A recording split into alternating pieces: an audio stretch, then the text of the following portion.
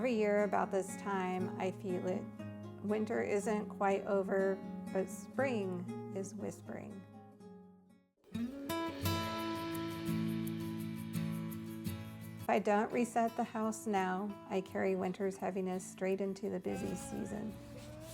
So this is when I prepare, I clear, I restock, and I start making the simple herbal preparations we use for the winter to spring transition. The fire cider, the elderberry syrup, the teas that gently wake everything back up. Outside's not the only thing that's been asleep. Our bodies have been resting and recuperating in the cold of winter. And by the time you're seeing this, Lent is already upon us, which makes it the ideal time for transitions. A quiet shift, a little less excess, a little more intention. This is what it looks like in our home. For me, the reset around here starts with getting this counter cleaned off. It's full of herbs and spices that came down from the kitchen, and this organizational box has not been very organized, as you can see, and not working very well for the kids and I in refilling a spice cabinet. So I'm moving all of our spices that we use in the kitchen up here to my harvest kitchen and my apothecary. This way all of my dried herbs and spices are in one spot and not spread too far all over. I have these lids, these bamboo lids that I love so much, you've seen in many of our videos, and of course my chalk stickers that I will put on top.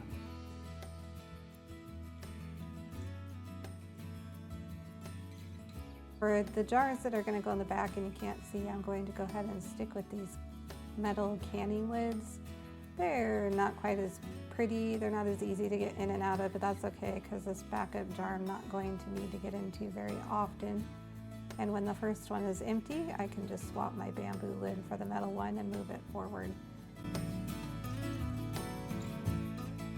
As you can see, this lemongrass is 2 years old and it is not very green anymore, and so into the compost it's going. I know it's sad and it might still have a tiny bit of flavor, but it definitely is not going to be as potent as fresh herbs. So sometimes it happens, we just didn't use up what we have. Let that take up space on your counter in your mind, because you're going to be constantly thinking about that jar and feeling guilty, and really the chickens will be good with the compost. So I spent a lot of time sorting these jars. I have yet to figure out exactly how I love to order them, but I have flowers in one section, spices in one, roots in one, and leaves in another.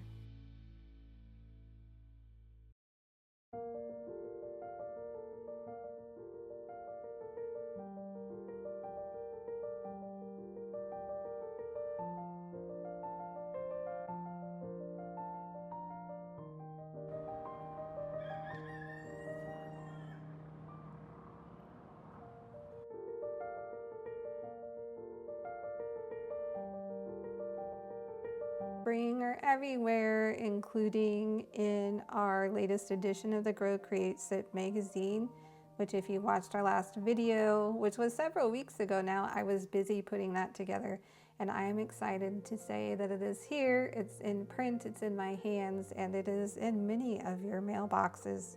If you do not have yours on its way yet, the link I will stick down below. Now that it is clean up here, it's time for a cup of tea, and I'm going to go ahead and grab the Calm and Bright that I keep up here. This is an herbal, non-caffeinated tea, peppermint, and cinnamon, and orange. It's the perfect blend of winter meets spring. And while I'm waiting for that to infuse, I'm going to go ahead and make up my elderberry syrup, because this takes a while to simmer. And so I want to have that going while I work on my other projects up here. You can find the full recipe for elderberry syrup down in the link below.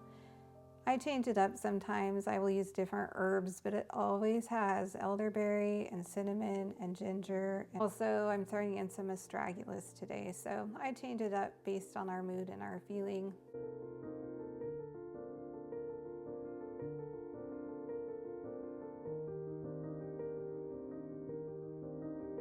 We're going to go ahead and get that pot of water boiling over here. and get our herbs added in there. You'll see I'm not measuring today. I'm just kind of winging it, cooking like a pirate, like the farmer likes to say about me. Again, if you want exact measurements, those are down below. So now we're going to stir this and let it simmer. My tea is ready to drink, and it's time for a bit of a breather. That was a lot of spices to put up. It took me a few hours. I didn't share it all here with you because it was really just a lot of filling the jars and putting the bags away and labeling and putting the lids on. But yeah, that was some exercise.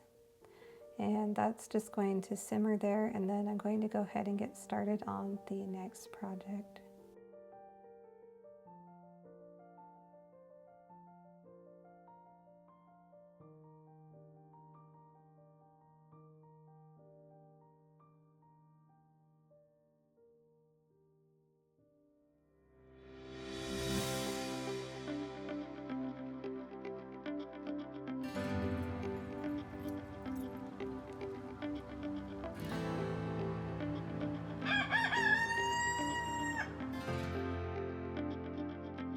Spring is here for sure because there's plenty of weeds, there's seeds that didn't get harvested, the grass is green, and some of the flowers are even blooming outside.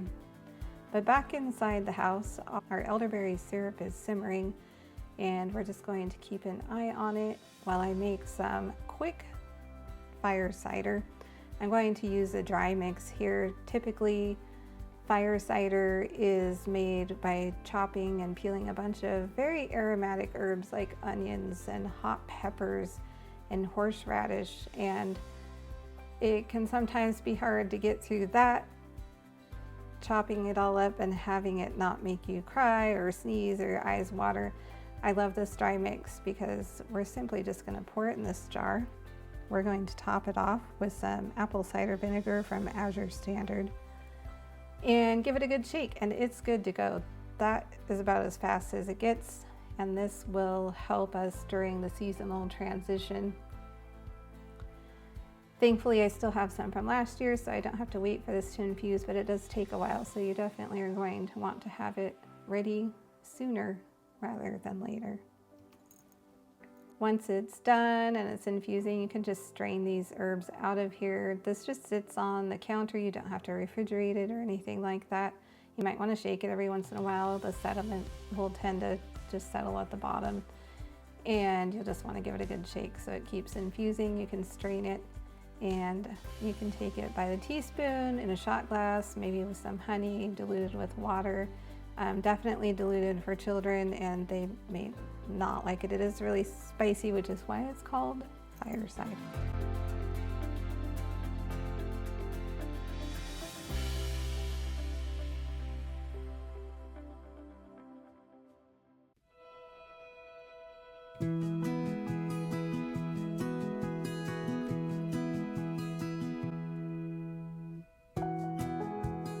Spring is showing itself in our hoop house. It shows itself there before anywhere else. There is borage that's growing. I even have this head of lettuce, which is making it through the cold weather. My rosemary is blooming, which is amazing. And even the poinsettias from Christmas are still going strong inside the hoop house. It's not even heated.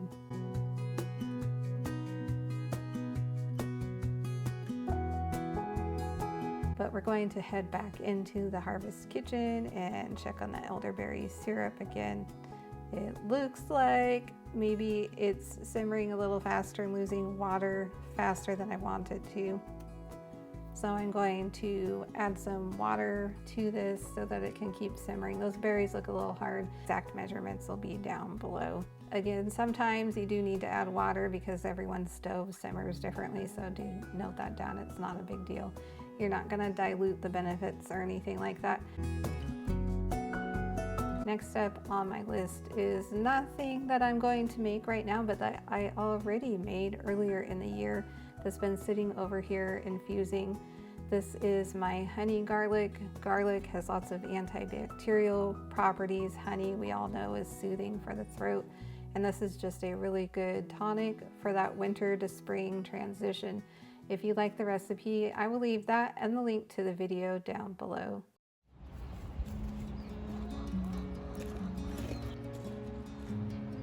Need to think that between the time of this video being shot and the time of it coming out, we had green and spring, and then this week we had snow and we had hail. We've had like all the 4 seasons around here in the last couple of weeks. Welcome to the foothills of the Cascades in Northwest Oregon.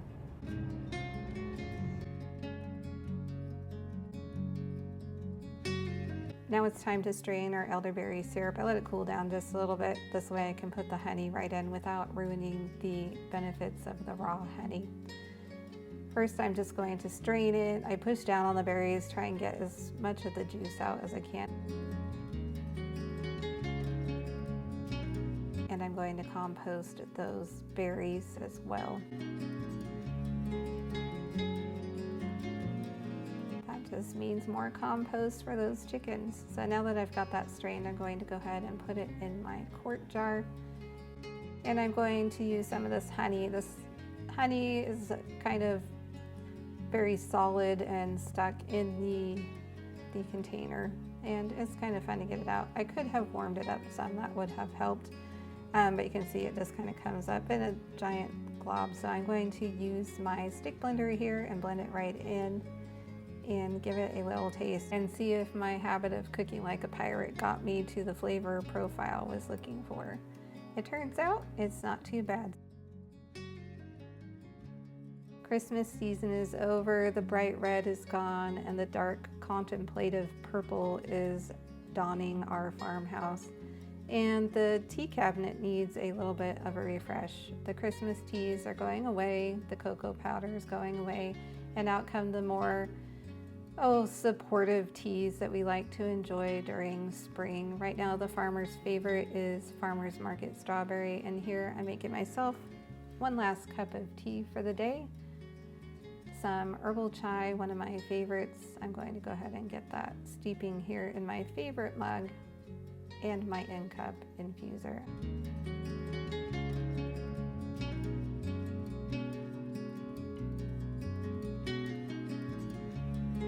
While the farm girl is studying sewing and learning all about wonderful different things she can make sewing, I'm going to sit here because the spring magazine just came in. I know I mentioned it earlier, and that was kind of jumping ahead. They literally showed up while I was filming this video.